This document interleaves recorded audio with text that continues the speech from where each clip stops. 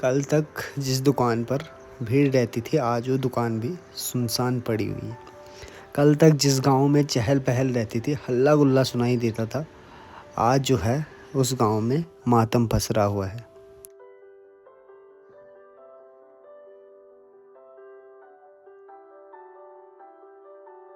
गांव का वो लड़का जो रोजी रोटी कमाने होटल में काम करता था, अब हमारे बीच नहीं रहा।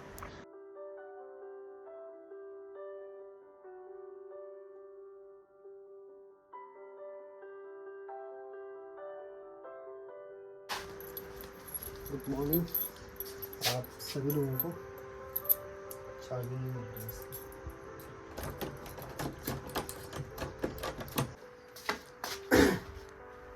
लाइट भी पता नहीं होगी नहीं है लाइट भी। अभी जो है टाइम 10:30 से ऊपर हो चुका है, 11 बजने वाले हैं। और जैसे कि मैंने आप लोगों को कल बताया था कि हमारे गांव में जो है बहुत ही दुखद घटना घट रही है, बहुत ही, जो कि मतलब किसी को उम्मीद नहीं थी कि ऐसा भी हो सकता है। एक जवान लड़का जो अच्छी खासी जॉब कर रहा है मुंबई में होटल लाइन में, अचानक से कमरे के अंदर मृत अवस्था में पाया गया। तो उनके परिवार पर क्या बीत रही होगी वो आप लोग सोच सकते हो। यहाँ दरवाजे भी पूरे नहीं खुल रखे। अभी मैं उन्हीं के घर से आ रहा हूँ। तो कल रात को जो है उनके फैमिली वाले आ गए थे, जो मैंने आप लोगों को बताया था कि वो दिल्ली थे, तो दिल्ली से आए तो उनके घर वाले सो गए थे। तो जो बाहर से आ रखे थे वो दूसरे चाचा उनके घर पे रहे कल रात को। फिर सुबह जैसे ही उठे तो उसके बाद बताया उनको कि ऐसे ऐसी घटना घट रही है। तो और बाकी जो लोग उस लड़की की डेड बॉडी लेकर आ रहे हैं तो वो लोग आएंगे यहाँ पर शायद 12-1 बजे के समथिंग, क्योंकि रोड भी ख़राब हो रखी है, ऊपर से बारिश का सीज़न, तो टाइम लग रहा है उन्हें। अभी बोल रहे हैं कि पहुँच गए हैं, मतलब 1-1.5-2 घंटे में यहाँ पर पहुँच जाएंगे। आज ही अंतिम दाह संस्कार होगा। बाकी गांव में जो है बहुत ही ज़्यादा माहौल सुनसान हो रखा है, मातम पसरा हुआ है पूरे गांव में, सुनसान। गांव के सभी लोग भी उनके घर पे जा रखे हैं अभी बैठने के लिए। जस्ट मैं भी अभी आया उनके घर से, मैं रात को नहीं जा पाया, भयंकर बारिश लगी हुई थी। किसी ने सोचा नहीं होगा कि त्योहार के दिन ही पूरे गांव में मातम पसर जाएगा ऐसा। टाइम जो है 12 से ऊपर हो चुका था और हम लोग आधे घंटे 1 घंटे पहले से रोड में इंतज़ार कर रहे थे गाड़ी का, जिस गाड़ी में डेड बॉडी आने वाली है। तो गांव के काफ़ी लोग यहाँ पर पहुँच रखे थे और कुछ लोग जो है बुजुर्ग लोग, वो लोग हैं उनके घर पे जिस लड़के की डेथ हो रखी है। ठीक 1:30 बजे जो है गाड़ी यहाँ पर पहुँच जाती है। उसके बाद हम लोग चले जाते हैं शमशान घाट के पास वाले जंगल में सूखी लकड़ियाँ काटने।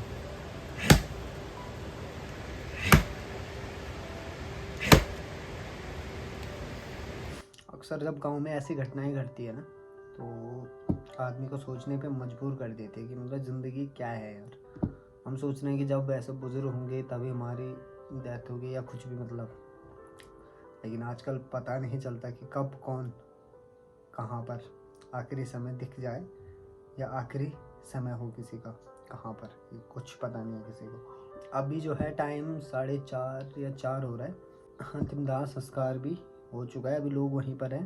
शमशान घाट है जो हमारे गांव का, तो वहाँ से लोग आएंगे मेरे हिसाब से 6-7 बजे तक ही आ पाएंगे, क्योंकि आजकल लकड़ियाँ बारिश की वजह से गीली रहती है तो जलने में बहुत ज़्यादा प्रॉब्लम होती है, तो इसलिए टाइम लगेगा। और मैं अभी घर पे आ रखा हूँ, चाय पी रहा हूँ, और उनके घर पे जाने वाले 2-4 लड़के ऑलरेडी भेज रखे हैं कि तुम चाय पानी की व्यवस्था करो वहाँ पर।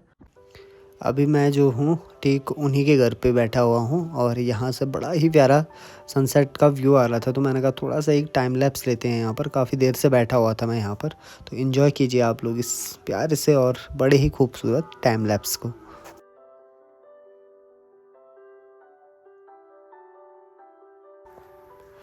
रात के समय में जो है गांव के कुछ लड़के मिलकर उनके परिवार के लिए रात के खाने की तैयारियां करते हैं। यहाँ पर जो है सब्जी चढ़ा रखी है, तो आग बार बार बुझ जा रही है, तो मैं यहाँ पर आग जलाने पे लगा हुआ हूँ। बहुत भयंकर धुआं लग रहा है।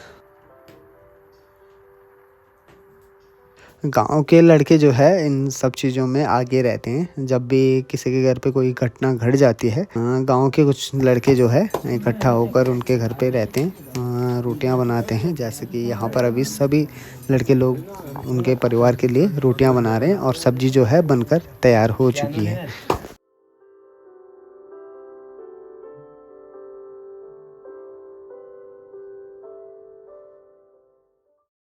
क्या बाबू को फोन करना अभी सिंगड़ा আছে बुढ़ो नहीं बोला रे हैं आज बोलती बुढ़ो नहीं बोला भाई यार तो धमकी की वजह से देनी बोलती पहले हैं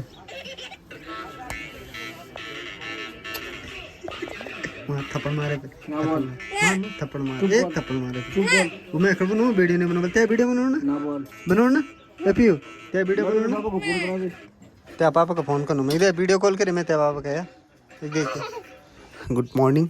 आज उनके घर पे दूसरा दिन है और यहाँ पर गांव के बुजुर्ग लोग बैठे हुए हैं और हम लोग भी यहाँ पर बैठे हुए हैं। कुछ लड़के कल रात को यहीं पर सो रखे थे, कुछ लड़के घर चले गए थे जिनने भी खाना बनाने में मदद की।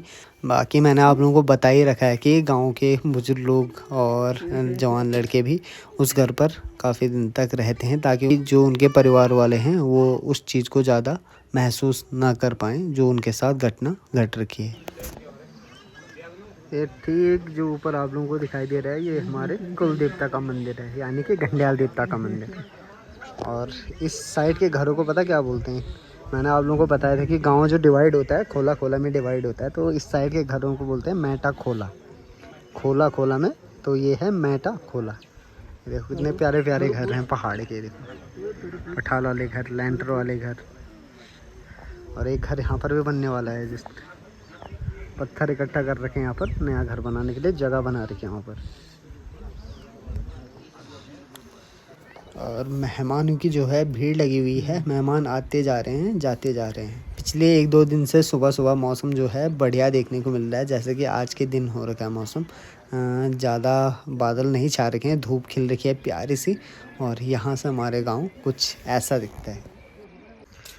दुकान जो है चौपट पड़ी हुई है यहाँ पर, गोभी ये देखो सुनसान, कुछ नहीं बना रखा है पिछले 4-5 दिनों से। वो क्यों नहीं बना रखा वो आप लोगों को बता ही दिया था कि हमारे गांव में बहुत बड़ी घटना घट रखी है। एक जवान लड़का जिसकी उम्र 20-21 साल थी, उसकी डेथ हो गई थी, तो इसलिए जो है दुकान बंद कर रखी है पिछले 4-5 दिन से। अभी मैं उन्हीं के घर से आ रहा हूँ जस्ट, और उनके घर से आते ही यहाँ पर भूख लग गई थी, वो बोल रहे थे वहीं पर खाना खा ले, लेकिन मैंने कहा नहीं क्योंकि बहुत सारे मेहमान भी उनके घर पे आ रखे हैं। मैं दाल चावल लेकर आ रखा हूँ यहाँ पर, उसके साथ ही हरी मिर्च किसी के घर से चुरा के लाया, चुरा के नहीं ला रखा हूँ मतलब मांग के ला रखा हूँ।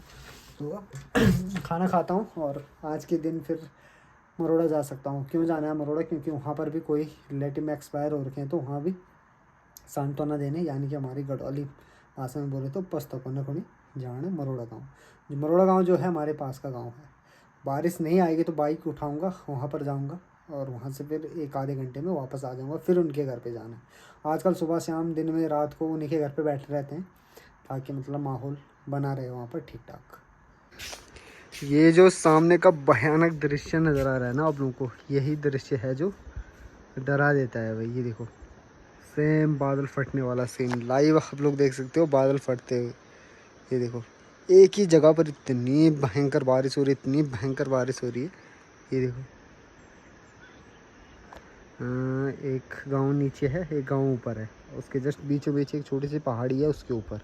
जबकि अभी देखो आसमान कहीं कहीं से खुला हुआ है, कहीं से काले काले से बादल छा रखे हैं, हल्की फुल्की धूप भी खिल रखी है, हल्की फुल्की यहाँ पर बारिश हो रही है। लेकिन यहाँ पर देखो भाई साहब पता नहीं क्यों पर एक ही जगह पर बहुत तगड़ी बारिश पहले जस्ट यहीं पर हो रही थी, अब धीरे धीरे करके यहाँ पर फैल चुकी है, इतने एरिया में फैल चुकी है।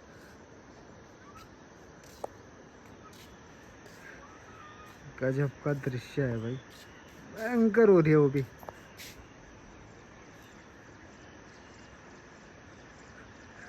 भाई साहब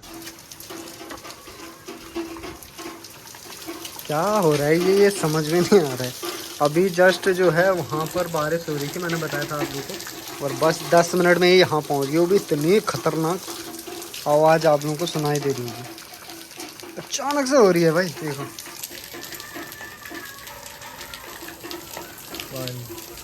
मिनट नहीं लग रहे हैं बारिश को यहाँ पहुँचने में।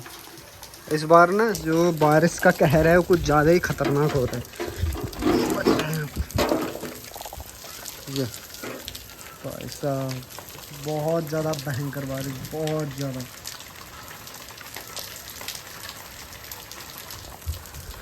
ठीक सामने वाली पहाड़ी पर नहीं हो रही है, तो नदी से इस साइड को हो रही है पूरी।